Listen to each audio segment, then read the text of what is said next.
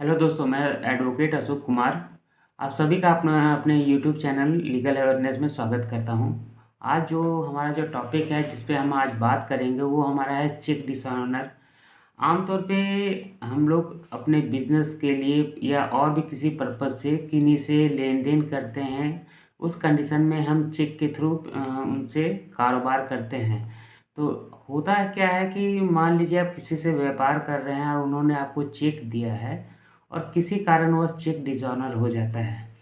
तो इस कंडीशन में हमारे पास रेमेडीज़ क्या है। जो पहला रेमेडीज़ है, हम आइदर पहले तो मुझसे बात करते हैं कि आपका चेक डिसऑनर हो गया है तो आप हमारा जो पेमेंट है वो हमारा पेमेंट कर दें। और इस कंडीशन अगर वो पेमेंट अगर नहीं करते हैं, आपका करना नहीं चाहते हैं, तो उस कंडीशन में आप जो चेक आपका है उसको डिसऑनर होने के 30 डेज के अंदर में आप उनको एक लीगल नोटिस भेज सकते हैं, जिनमें कि आप उनको ये कह सकते हैं कि आपका ये अमाउंट है जो आप मेरे को 15 दिनों के अंदर वापस कर दें। और अगर इस कंडीशन में अगर वो 15 दिनों के अंदर अगर आपका पैसा वापस नहीं करते हैं, तब उस कंडीशन में आप जब 15 दिन का उनका नोटिस पीरियड ख़त्म हो जाता है, उसके 30 डेज के अंदर सेक्शन 138 नेगोशिएबल इंस्ट्रूमेंट एक्ट के अंतर्गत आप उन पे क्रिमिनल केस फाइल कर सकते हैं। अब बात होती है कि अब जो क्रिमिनल केस जो फाइल होती है वो सेक्शन 138 के अंदर आप उनसे एज कंपनसेशन डबल चार्ज कर सकते हैं, डबल पैसा ले सकते हैं। और सेक्शन 138 के अंदर 2 साल का सज़ा का भी प्रावधान है। अब होता है क्या है कि कुछ जो होते हैं वो कुछ ज़्यादा ही समझदार या अपने आप को तेज समझते हैं। कुछ लोग क्या करते हैं, आइदर वो क्या करते हैं कि आपको जब चेक आप लोग को दिया है तो उन्होंने वो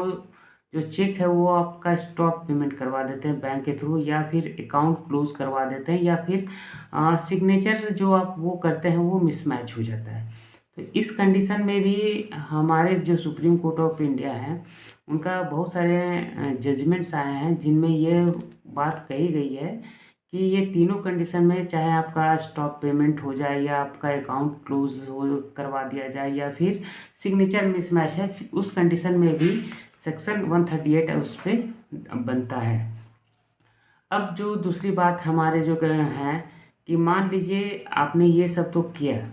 बट बहुत सारे जो हमारे जो दोस्त लोग हैं वो क्या करते हैं, जो चेक ले लेते हैं, या इधर वो या तो ब्लैंक ले लेते हैं चेक, या फिर चेक में अमाउंट अगर भरा भी रहता है तो वो उसमें डेट नहीं भरवाते हैं।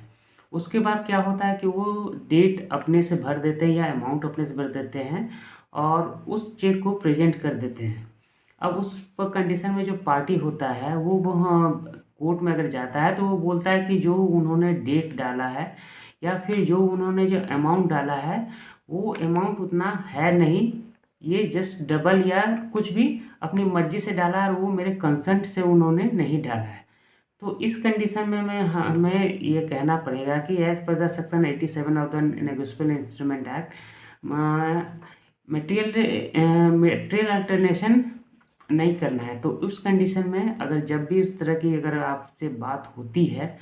तो आइदर आप उनसे जब भी आप चेक लगा लेते हैं या चेक लगाते हैं तो आइदर उनसे आप एक कंसर्ट ले लें कि मैं आपका चेक आज बैंक में प्रेजेंट कर रहा हूँ, आइदर रिटन या फिर कुछ भी आप एविडेंस उनसे ले लें, या फिर उनका भी जो भी है वो आपका म्यूचुअल कंसेंट से उनके होना चाहिए। आप अगर उनसे बिना कंसेंट लिए अगर आप कर देते हैं तो वो सेक्शन 87 के अंतर्गत आप ये कर सकते हैं कि इसमें जो इन्होंने अमाउंट भरा या डेट भरा वो मेरे कंसेंट में नहीं था।